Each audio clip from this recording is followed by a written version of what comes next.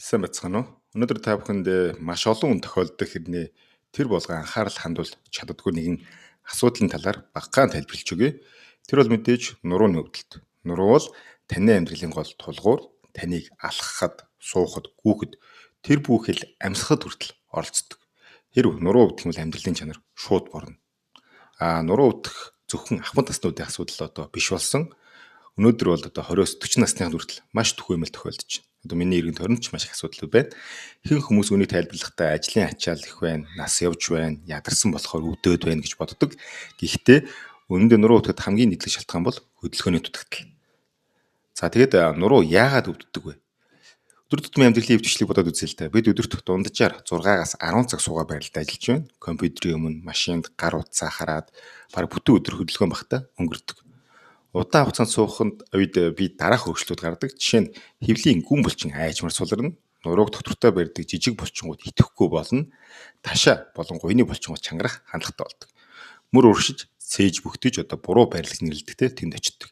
Ингэснээр нурууны доод хэсэгт буюу бүх ачааллыг энэ дангаар үүсч эхэлдэг. Өөрөөр хэлбэл нуруу ганцаараа ажиллаж нуруунд очих ачаал нэмэгдэгэ гэсэн үг. Гэтэл нуруу бол ачааллыг ганцаараа үүрэх бүтц биш. Нурууг хамгаалж байдаг зүйл бол бидний сайн мэдэх булчин.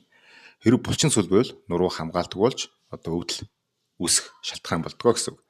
За өөр нэг шалтгаан байдаг. Нуруу өвдөлт нөлөөлдөг дараагийн хүчин зүйл бол буруу хөдөлгөөн. Жишээ нь хүн зүйл өрөختөө нуруугаараа нугарах, дасгал хийхдээ техникийн алдаа гаргах, эсвэл огцом хит их ачаал өгөх зэрэгтэй эдгээр үед булчингууд тэнцвэргүй ажиллаж нурууны тодорхой хэсэг хит ачаал авдаг. Энэ булчингийн таталт чангарал зарим тохиолдолд үрвсэл үүсгэж болдог. За үүний дараагийн шалтгаан бол мэдээж стресс ба нуруунд нөлөөлдөг. Олон хүн анзаардаггүй л дээ. Нэг зүйл бол энэ стресс гэдэг. Стресс ихсэх үед биеийн булчингууд чангаралтай болдог. Ялангуяа хүзүү, мөр, далны орчим. Энэ байнгын чангарал нь нурууны булчин ядрааж удаан хугацаанд өвдөлт үүсэх шалтгаан болдог. За тэгвэл нуруу өвдөх үед хүмүүсийн хамгийн том алдаа байна. Нуруу өвдөх хүмүүс ихэвчлэн ингэж боддог. Хэсэг амраад хөвтчих юм бол зүгээр болно. Эсвэл бариачдчихэд бариулчихна гэдэг ч юм уу те.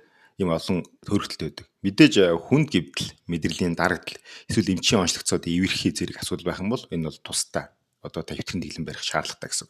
Гэхдээ ихэнх тохиолдолд энгийн булчгийн гаралтай өвдөлтийн үед бүрэн хөдөлгөөнгүй байх нь асуудлыг уламд ордуулдаг. Булчин сул байх юм бол амар тусан бүр илүү сул болдог. Тиймээс олон тохиолдолд зөв хөдөлгөөн бол хамгийн сайн эмчилгээ. Гэхдээ нэг ямар ч хамаагүй дасгал бол хийж болохгүй. Нуруун дээлтэй тогтворжилт сайжруулах зөв дасгал хамгийн хэрэгтэй. За тэгвэл дасгал хийхэд яг юу өөрчлөгдөх вэ? Нэгдүгээрт булчингийн тэнцвэс иргэдэг. Хэвлийн гүн булчин болон өгзгний булчин идэвхжих үед нуруу ачааллаа ганцаараа өрхөө байлдаг. Өгзөх хэвлийн гүн булчин идэвхжиж үед нуруу ачааллаа бүх эсвүүд жигт хуваарлж эхэлдэг. За тэгвэл хоёрдугаарт цусны эргэлт сайжирна. Хөдөлгөөн хийх үед булчинд илүү хүчил төрж очиж эд эсийн төхөн төлжилтийг дэмждэг. Ингэснээр өрөвсөл багасч хөшүүн байдал айжмаар арилдаг. Тиймээс хөдөлгөөн бол жишээ нь биеийн биш зөвхөн бас оюуны амралт болж өгдөг. За 3 дугаарт үе хатан чанар нэмэгдэнэ. За ташаа хөдөлгөөнгөө бол нуруу илүү их нугардаг. Цээж хөссөн бол нуруу бүгтийдэг. Харин эдгээр хэсгийн хөдөлгөөн сайжрах үед нуруу илүү тайван ажиллаж эхэлдэг. Үүнд бидний сайн мэдэх mobility төрлийн дасгалууд илүү чухал үүрэг гүйцэтгэдэг. За 4 дугаарт мэдрэлийн систем тайвширна. Амьсгалтай хоссон дасгалууд биеийг тайвшруулж стрессийг бууруулдаг. Булчингийн хит ачаал чагарал багасгад нурууны нөлөөлч байдал буурдаг байна.